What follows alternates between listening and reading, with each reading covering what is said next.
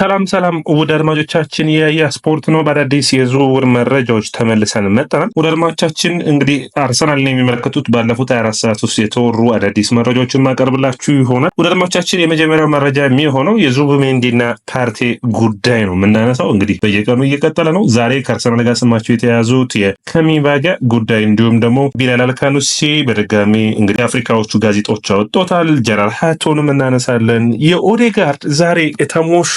በዚህ ፕሮግራም ላይ ብዙ የአርሰናል ተጫዋቾች ተገኝተዋል። ስለዛም እናወራለን። አርሰናል በቅድመ ውድድር ጨዋታዎች መጠናቀቂያ ላይ የሚያደርገው የኤምሬትስ ካፕ ጨዋታ ላይ ደግሞ ተጋባዡ ክለብ ታውቋል፣ አትሌቲክ ቢልባኦ ነው። የአይዛክ ጉዳይ ዛሬ እንደ አዲስ ተነስቷል። ይህ ተጫዋች በዝውውሩ ላይ መስኮት ላይ እንግዲህ ኒውካስትልን ሊለቅ የሚችልበት እድል ይኖራል። ያ ካለ ወደ የትኛው ክለብ ይሄዳል? እነዚህና ተጨማሪ የተለያዩ የዝውውር መረጃዎችን ይዘን ተመልሰን መጣን። ሁላማቻችን ይህ ያያ ስፖርት ነው። ላይክ፣ ሼር፣ ኮሜንት፣ ሰብስክራይብ ማድረጋችሁን አትርሱ። የመጀመሪያው መረጃችን የሚሆነው እንግዲህ የዙቢሜንዲ የቶማስ ፓርቴ ጉዳይ አሁንም እንደቀጠለ ነው የሚገኘው። አንደኛ አርሰናሎች በሁለት ተከፍሏል። ትናንት እንግዲህ እንዳወራ ነው የፓርቴ ጉዳይ የሚለቅ ይመስላል የሚል ነበር። ዛሬ ግን አሁንም በፓርቴ ጉዳይ ኤጀንቱ እጅ እንዳለበትና ኤጀንቱ ገንዘብ እንዲከፈለው ነገሮችን እያዘገየ ነው የሚል መረጃ ወጥቷል። እንግዲህ የታማኝነቱ ጉዳይ ትንሽ አስቸጋሪ ይመስላል። ነገር ግን አርሰናሎች የፓርቴን ተተኪ ፍለጋ ላይ ናቸው። አማካይ መስመር ላይ እንግዲህ ብዙ ተጫዋቾችን እያሰሱ ነው የሚገኙት። ዛሬ የፓርቴ ተተኪ ተብሎ ስሙ የተያዘው ክርስቲያን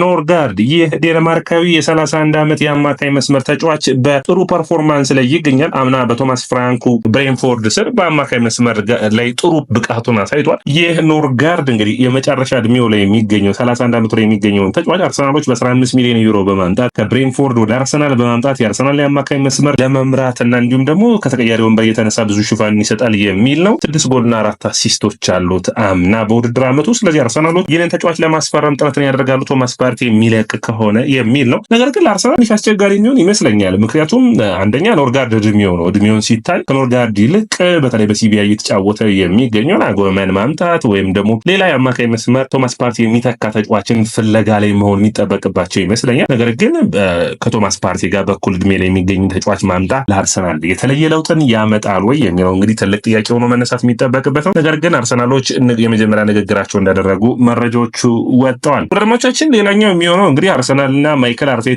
በአርሰናል መማዮች በጣም የሚደነቀው ኤድዋርዶ ካሚቫጋ በጣም ጥሩ የሆነ ካሚቫጋ እንግዲህ በአማካይ መስመር ላይ እየተጫወተ የሚገኝ ነው። በተከላካይ አማካኝ መስመር መጫወት ይችላል።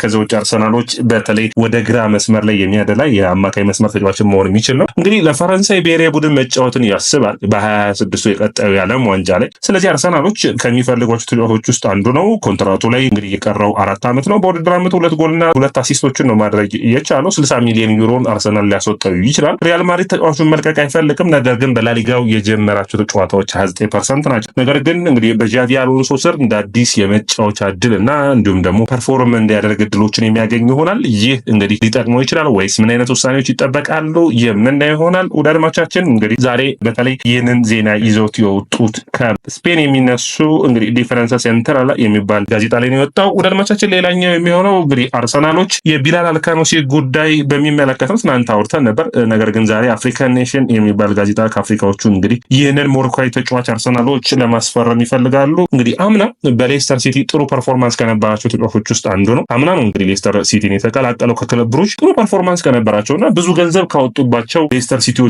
ተጫዋቾች ውስጥ አንዱ ነው። አንደኛ ክህሎቱ፣ ኳስ አያያዙ፣ ኳሱን ወደፊት የሚያጠቃበት መንገድ በጣም ጥሩ ፐርፎርማንስ እንዳለው ይታያል። ነገር ግን ይህንን ተጫዋች ለማቆየት ሌስተር ሲቲዎቹ አንደኛ ወደ ቻምፒዮንሺፕ መውረዳቸውን ተከትለው የመልቀቅ እድል ሊኖራቸው ይችላል። ይህ ደግሞ ይህንን ተጫዋች እንግዲህ ወደ ሌላ ክለብ ሊሄድ የሚችልበት እድልን ያሰፋል። በተለይ በቶተናም ላይ ያስቆጠራት ጎል የዚህ ተጫዋች ላይ ፍላጎት ጠንከር ብሎ ከአርሰናል በኩል እንዲነሳ የሚያደርገው ነው። ይህ ሌስተር ሲቲዎች ከዚህ ተጫዋች እስከ 35 ሚሊዮን ዩሮ ይጠብቃሉ የሚል መረጃዎች አሉ። ነገር ግን ድርድሮቹ ከተቃለሉ እስከ 25 ሚሊዮን ፓውንድ አርሰናሎች የማስፈረም እድል ይኖራቸዋል። ይህንን ተጫዋች ማስፈረም ለአርሰናል ሌላ ሚናን የሚያመጣ ይሆናል።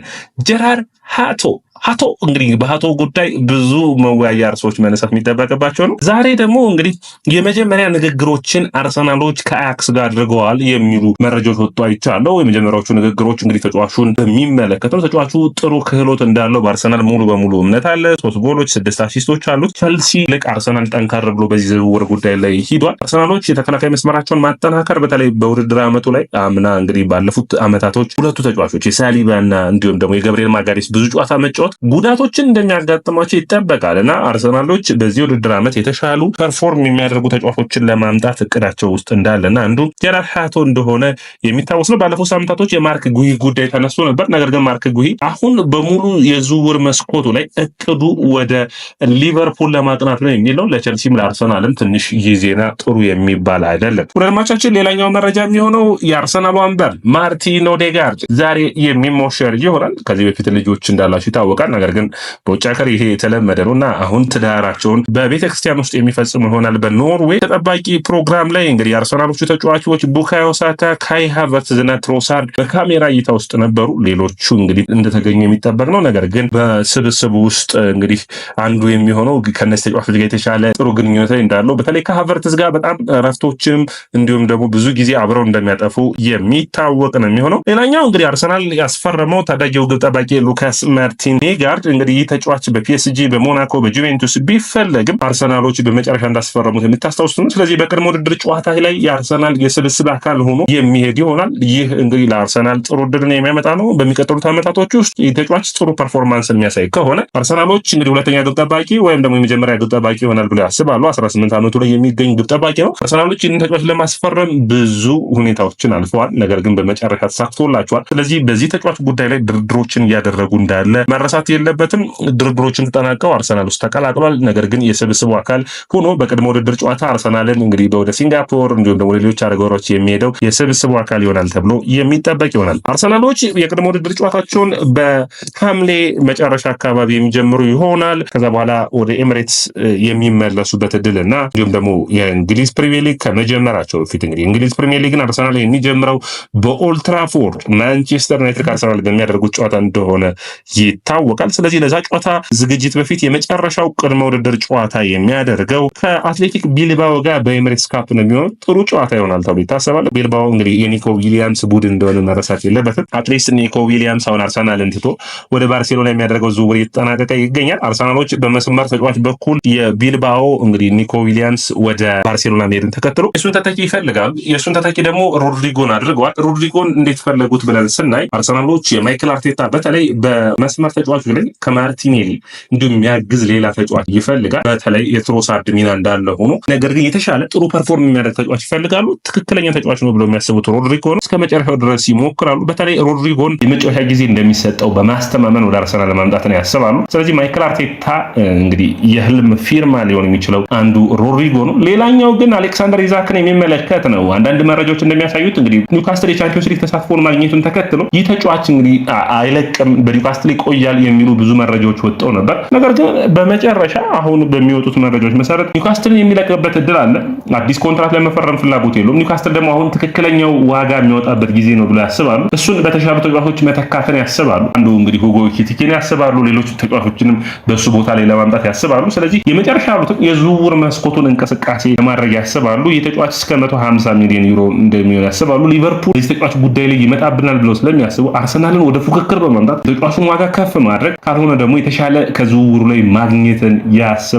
ይህ እንግዲህ ለአርሰናል ጥሩ ድልን የሚያመጣ ይሆናል። ነገር ግን ሊቨርፑል እና አርሰናል በአሌክሳንደር ኢዛክ ጉዳይ ፉክክር ውስጥ እንዳሉ መረጃዎች ያሳያሉ።